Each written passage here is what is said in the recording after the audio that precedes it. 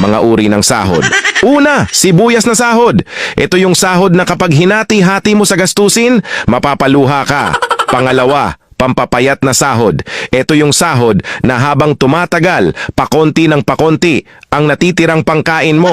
Pangatlo, magic sahod. Ito naman yung sahod na konting kumpas lang ng kamay at abracadabra, wala na siya. Pang-apat, malabag yung sahod. Ito yung sahod na di ka sigurado kung kailan ito darating at kung gaano ito tatagal.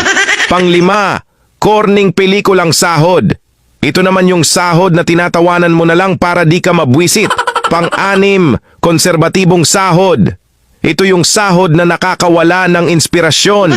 Pang-pito, baog na sahod. Ito naman yung sahod na kahit anong trabaho ang gawin mo, wala pa ring kalalabasan ito. Pang-walo, reglang sahod. Ito yung sahod na isang beses isang buwan lang dumating at tumatagal lang ng 3 araw. Alin sa 8 ang sahod mo?